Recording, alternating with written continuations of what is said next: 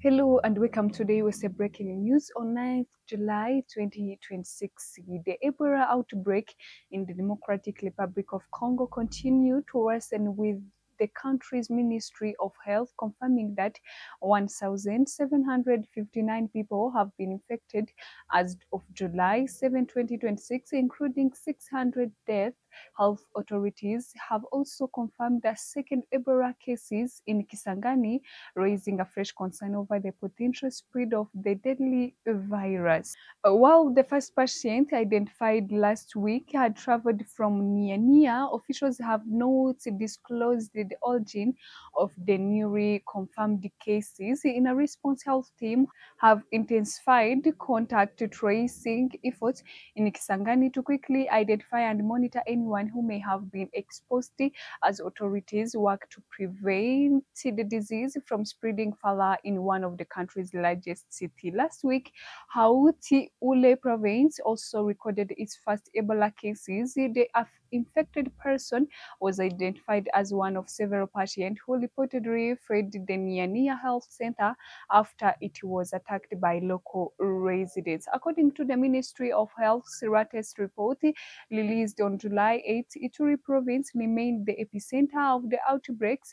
with the highest number of infection reported in Bunia, Mongobaru, and Ramala, and North Kivu has the second highest number of Ebola cases. However, officials noted that Goma has not reported a new Ebola infection since May 17, 2026, offering a positive sign in the province responses. Meanwhile, Mitimo Hesa in South Kivu has recorded three Ebola cases, including one death. No additional infections have been reported there since May 26, according to health officials. The United States has reaffirmed its support for Rwanda as the two nations celebrated the 32nd anniversary of Rwanda's Liberation Day, highlighting their glowing partnership in promoting peace, stability, and development. Speaking during a Liberation Day celebration held in Washington, D.C. on July 7, 2026, Sarah Trotman praised Rwanda's remarkable transformation, described the country as an example of what can be achieved through resilience and national building. Rwanda has shown the world what is possible when nation chooses to rebuild instead of destroy, Trothman said. As you commemorate such second years of revelation, know that the United States stand with you as a friend and partner, united in the belief that Africa can achieve greater peace and prosperity. The event, hosted at the Embassy of Rwanda in Washington, D.C., brought together more than 215 guests, including members of the Rwanda diaspora, USA government officials, over 20 diplomats, journalists, researchers, and business leaders. Representing Rwanda Community Organization in the United States, Shiba Lugege said the Revelation Day is an opportunity to honor the courage and sacrifice of the Rwandan Patriotic Army (RPA) soldiers who fight for restore peace and freedom in Rwanda. She said the day pays tribute to the men and women who gave their lives so that all Rwandans could live in peace, dignity, and freedom. This year's celebration coincided with the 250th anniversary of USA independence, which began on July 4. The same date, the RPA achieved victory in the struggle that liberated Rwanda in 1994. Rwanda's ambassador to the United States, Matilda Mukantabana, congratulated the United States on its independence anniversary, saying the shared significance of the July 4 provides both countries with the opportunity to reflect on the values of freedom, resilience, and national renewal. Mukantabana said Rwanda's liberation restored hope to its people and laid the foundation for the country's remarkable progress over the past second years. She added that Rwanda remains committed to building on its achievement through national unity, accountability, inclusive development, The celebration also featured the traditional Rwandan music and cultural performance by young members of Rwandan community in the United States, showcasing their commitment to preserving Rwanda's cultural heritage despite glowing up uploads. Donald Trump has announced that the United States will allow Ukraine to manufacture Patriot air defense missile system under USA production license, a move that could significantly strengthen Kiev's defense against Russia's intensified missile attacks. Trump made the announcement during a meeting with Ukrainian President Vladimir Zelensky on Wednesday on the sidelines of the North Atlantic Trade Organization NATO summit in Ankara. We are going to give them the license to produce Patriots, said by Trump. I believe they can begin manufacturing them quickly once we provide the necessary technical guidance. The USA president acknowledged that he had not yet informed the major American defense contractors, including Lockheed Martin and RTX Corporation, but expressed the confidence that the arrangement would move forward successfully. The Patriot system is widely regarded as one of the world's most advanced air defense platforms, designed to detect, track, incoming missile and aircraft. A single Patriot battery competes with interceptors missile is estimated to cost around $1 billion, making it one of the most expensive defense systems in operation.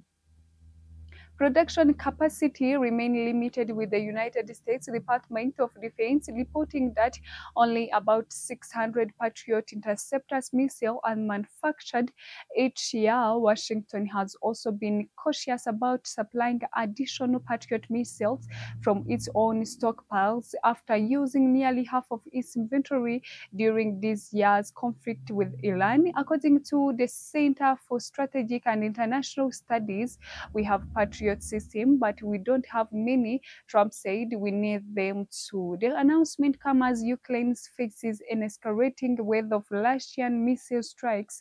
Moscow has intensified long-range attacks in a recent month with deadly bombardments in Kiev, killing dozens of civilians in the past weeks alone. In late May, Zelensky revealed that Ukraine had formally requested permission from Washington to manufacture Patriot system domestically under USA licensing agreements, arguing that local production would help accelerate the country's air defense capabilities amid the ongoing war. In sports, Hossam Hassan has launched a scathing attack on FIFA, accusing the organization of influencing the outcome of the 2026 FIFA World Cup following Egypt's dramatic 3-2 defeat to Argentina on Tuesday. Egypt appeared on course for the famous victory after taking 2-0 leads with just 12 minutes of the normal time remaining. However, goals from Cristiano Romero, Lionel Messi, and Enzo Fernandez completed a stunning comeback, sending the defending champion into the World Cup quarter-final. Tension erupted on Egypt's bench after Fernandez scored the winner in the 93rd minute. Goalkeeping coach Safan was shown a red card, while members of the coaching staff restrained Hassan as he attempted to confront French referee Francois.